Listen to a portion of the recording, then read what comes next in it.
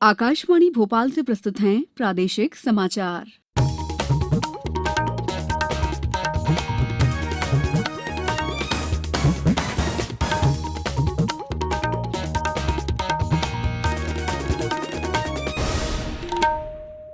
नमस्कार, समाचारों के साथ मैं दीपा सिंह।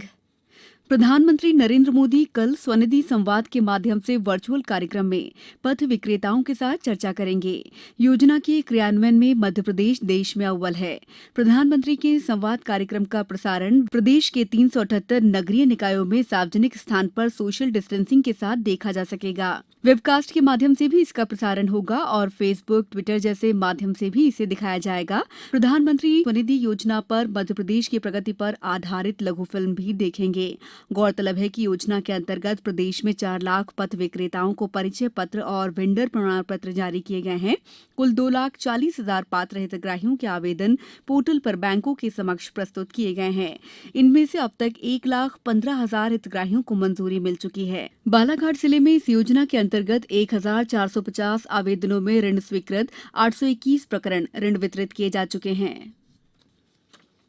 आज अंतर्राष्ट्रीय साक्षरता दिवस है। इस वर्ष साक्षरता दिवस के अंतर्गत कोविड-19 संकट के दौर में साक्षरता और शिक्षण तथा शिक्षकों की भूमिका और अध्यापन कला में बदलाव पर विशेष ध्यान दिया जाएगा। इसका उद्देश्य जीवन पर्यंत सीखने के क्रम में युवाओं और वयस्कों पर विशेष ध्यान देते हुए साक्षरता का महत्व उजागर करना है। यूनेस्को ने 26 अक्टूबर 1986 में 8 सितंबर को अंतर्राष्ट्रीय साक्षरता दिवस के रूप में घोषित किया था। सूचना और प्रसारण मंत्री प्रकाश जावड़ेकर ने नागरिकों से अपील की है कि वो अपने आसपास के रहने वाले किसी एक निरक्षर व्यक्ति को पढ़ना और लिखना सिखाएं। अंतर्राष्ट्रीय साक्षरता दिवस पर सोशल मीडिया पर एक संदेश में उन्होंने कहा कि साक्षर भारत के सपने को पूरा करने के लिए सभी को अपनी सक्रिय भागीदारी सुनिश्चित करनी होगी। मुरैना जिले में राजस्थान की सीमा पर वाहन चेकिंग के दौरान पुलिस ने बिना बिल और टैक्स चुकाए आगरा से ग्वालियर ले जाए जा रहे 32 लाख रुपए की कीमत के चांदी के आभूषण जब्त किए। सरायछौला थाना प्रभारी जयपाल सिंह गुर्जर ने बताया कि 50 किलो वजन के आभूषण 3 बड़े पैकेट में 2 पहिया वाहन पर रखकर ले जाया जा रहा था।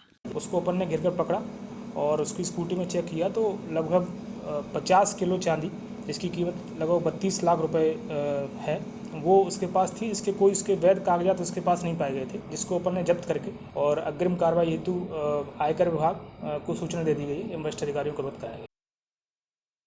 प्रदेश में कोविड-19 के बढ़ते प्रकरणों के बीच अब तक करीब 57,000 लोग स्वस्थ होकर घर लौट चुके हैं, जबकि सक्रिय प्रकरणों की संख्या करीब 17,000 है। राजधानी भोपाल में कोरोना के 242 नए संक्रमित मिले हैं। इन्हें मिलाकर कुल मरीज 12,000 से अधिक हो गए हैं। वहीं 9,900 से अधिक लोग स्वस्थ होकर अपने घर लौट चुके हैं। उज्जैन जिले में कोरोना संक्रमण के 31 नए मामले सामने आने के बाद अब इनकी संख्या बढ़कर 2,000 के करीब हो गई, जबकि इनमें से 1,598 मरीज उपचार के बाद ठीक होकर घर पहुंच चुके हैं। टीकमगढ़ जिले में 21 कोरोना के नए मरीज मिलने के बाद जिले में संख्या बढ़कर 506 हो गई है। मुरैना जिले में 20 लोग कोरोना संक्रमित पाए गए हैं। खंडवा जिले में एक मास्क अनेक जिंदगी जन जागरूकता अभियान के तहत कोरोना संक्रमण से बचाव के लिए जरूरतमंदों को मास्क वितरित किए गए।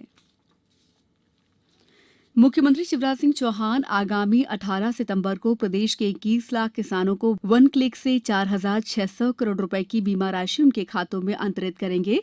खरीफ 2019 के लिए ये राशि किसानों के खातों में अंतरित की जाएगी। पूर्व में ये कार्यक्रम आज प्रस्तावित होना था। अब कुछ समाचार संक्षेप में। होशंगाबाद जिले में कलेक्टर ने बाढ़ से हुए नुकसान के बाद जिले को आपदा प्रभावित घोषित किया है। शिवपुरी जिले में पात्रता पर्ची वितरण कार्य की समीक्षा के दौरान कलेक्टर ने इसमें पात्र हितग्राहियों के नाम जोड़ने के निर्देश दिए हैं। टीकमगढ़ जिले में किसानों के लिए क्रेडिट कार्ड योजना संचालित की जा रही है।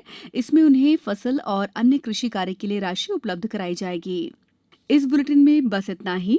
सतर्क रहिए, सुरक्षित रहिए और सुनते रहिए आकाशवाणी। नमस्कार।